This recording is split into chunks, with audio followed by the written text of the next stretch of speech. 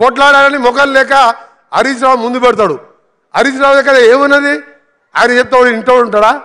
ఈయన పైసలు వర్కులు ఇస్తే ఆయన దగ్గర కమిషన్ తీసుకొచ్చి ఈయనకు అప్పచెప్పాలి. ఆయన మరి ఆయనతో మాట్లాడాలి. అందుకనే సోదరులారా, మన కేటీఆర్ గారు కూడా గతంలో ఒక మాట అన్నాడు, రేవంత్ రెడ్డి గారు మా కేసీఆర్ కాలి గోటికి సరిపోరంటే తెల్లారి నేను మాట అన్నా.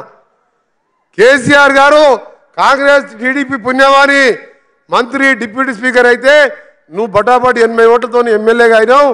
మా జడ్చర్లకి వెళ్ళి మన మిడ్జిల్కి వెళ్ళి ఇండిపెండెంట్ జడ్పీటీసీగా ఇండిపెండెంట్ ఎమ్మెల్సీగా ఎమ్మెల్యేగా ఈరోజు సొంతంగా ముఖ్యమంత్రి అయినరు. నీ కుటుంబం మొత్తం కూడా ఇవాళ మా రేవంత్ రెడ్డి మా ముఖ్యమంత్రి గారి ఎడమ గారి గోటికి కూడా సరిపోరని ఒక మాట చెప్పిన. అందుకనే సోదరులారా, మీ అందరికీ కూడా ఒకటే చెప్తున్నాం, తప్పకుండా ఈరోజు మేము ముఖ్యమంత్రి గారి నాయకంలో టీమ్గా పనిచేస్తూ 12-13 స్థానాలు గెలిపించి సోనియా గాంధీకి కానుకగా ఇచ్చడానికి మీరందరూ కూడా నడుము కట్టాలి. అందరూ కూడా ఒకటే విజ్ఞప్తి చేస్తున్నాం. వాళ్ళలాగా తొందరలాగా లేదు, ఇలా ప్రతి విషయంలో ఆలోచించి నిర్ణయం తీసుకుంటున్నాం. మన ముఖ్యమంత్రి గారు ఏ విషయంలో నాకు ఒకటే చెప్పిండు, ఇవాళ ఔటర్ రింగ్ రోడ్తోని ఇవాళ హైదరాబాద్లో ఎయిర్పోర్ట్ మనమే కట్టినాం. రాజశేఖర రెడ్డి గారు ముఖ్యమంత్రిగా ఉన్నప్పుడు ఔటర్ రింగ్ రోడ్ మనమే వేసినాం. పివి నరసింహరావు ఎక్స్ప్రెస్ వే వేసినాం. అందుకనే ఇవాళ పెద్ద పెద్ద కంపెనీలు వచ్చి లక్షల మంది ఉద్యోగాలు వచ్చిన ఐటీ ఉద్యోగులు అన్నారు, నువ్వు ఎట్లానే చేసి RRR రోడ్ గురించి మొత్తం పూర్తి చేస్తే అదొక హైదరాబాద్ గేమ్ చేంజర్ అయితే ఇవాళ సూపర్ గేమ్ చేంజర్గా 70% తెలంగాణ ఆ రోడ్డుతో మన తెలంగాణ ముఖ చిత్రం మారిపోద్దని చెప్పిండు.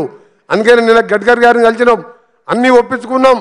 ముఖ్యమంత్రి గారి నాయకత్వంలో త్వరలోనే టెండర్లు పిలిపించి రీజనల్ రింగ్ రోడ్ కూడా పూర్తి చేస్తామని వచ్చే 3-4 సంవత్సరాలు దాన్ని కూడా పూర్తి చేసి తెలంగాణ అభివృద్ధిలో ఉంటాం.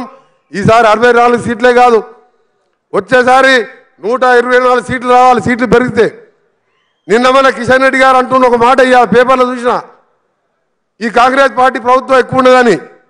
కిషన్ రెడ్డి 5 ఏళ్ళు కేంద్ర మంత్రిగా 100 రూపాయలను తెచ్చుకున్నవారు సికింద్రాబాద్ పార్లమెంటుకు. నువ్వు చేతగారి మినిస్టరు, మూసీ గురించి ఆలోచించినవా? కేంద్ర ప్రభుత్వం నీ చేతుల్లో ఉన్నది. నీ మోడీ గారు నమామి గంగా అని 40,000 కోట్లు పెట్టి గంగా నది శుద్ధి చేస్తే నీ మూసీని క్లీన్ చేసుకునే బుద్ధి లేదు. ఆఖరికి ఎందుకు అడిగినంటే మా భువనగిరి కిల్లా మీద రోపే కట్టడానికి కేసీఆర్ గారు 50 కోట్లు టెండర్ ఇచ్చి ఆయన మోసం చేసిండు. నువ్వు ఒక 200 కోట్లు దిగాయా టూరిజం మినిస్టర్ అని చెప్పి 3 సార్లు తిరిగి గంట సేపు బదిలాడితే 4 ఏళ్ళు అయింది తప్ప 200 కోట్లు ఇవ్వలే. ఆయన మాట్లాడుతున్నాడు కాంగ్రెస్ పార్టీ ఎక్కువ రోజులు ఉండదని. వాళ్ళు భ్రమలు అంటున్నారు. టీఆర్ఎస్ పోయి బీఆర్ఎస్ పోయి ఆ పార్టీ ఖతమైంది. బీజేపీ అనేది ఉండనే ఉండదు, ఉండేది ఒకే ఒక పార్టీ కాంగ్రెస్ పార్టీ. అది 10 సంవత్సరాలు, ఇది 20 సంవత్సరాలు కాంగ్రెస్ పార్టీ తెలంగాణ ఇచ్చిన పార్టీ అధికారంలో ఉంటాం. మీ అందరికీ ఒకటే కోరుతున్నాం, వాళ్ళలా తొందర లేకుండా ప్రతి ఒక్క పేదవారికి చదువు ఉండాలని ఇవాళ బడ్జెట్లో ఇవాళ మీరు చూసి ఎక్కడ లేని విధంగా 10% ఇవాళ బడ్జెట్లో విద్యాశాఖ కేటాయించి పేదవారికి చదువు అందించాలని ఇవాళ టీచర్ రిక్రూట్మెంట్ కానీ ఇలాంటి కార్యక్రమాలు తీసుకొని పోతున్నాం. అందుకనే నాకంటే ఎక్కువ మీరందరూ ఎదురు చూస్తున్న మీ ప్రియతమ నాయకుడు, మన ప్రియతమ నాయకుడు రేవంత్ రెడ్డి గారు మాట్లాడతారు. మేము ఒక్కటే చెప్తున్నాం, మీ పార్లమెంట్ పరిధిలో మన కొడంగల్లో మీ ఒక్క ముఖ్యమంత్రి మొదటి రాకతోనే 5,000 కోట్లు తెచ్చుకున్నాం. 60-70 వేల లీడ్ వస్తే మళ్ళీ ఒక 5,000 కోట్లు వస్తాయి. అందుకని 60-70 వేల మెజార్టీ తీసుకొచ్చి మీ పార్లమెంట్ మీ ముఖ్యమంత్రికి మన ముఖ్యమంత్రికి మేమందరం అండగా ఉంటాం.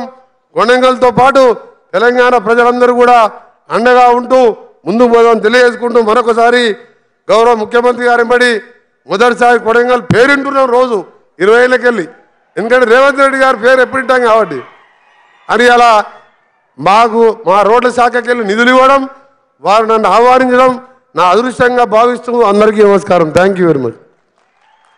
భారీ నీటిపారుదల శాఖ మంత్రులు, సివిల్ సప్లై శాఖ మంత్రులు, గతంలో PCC అధ్యక్షులుగా, అదేవిధంగా మన దేశం గురించి ఎయిర్ ఫోర్స్లో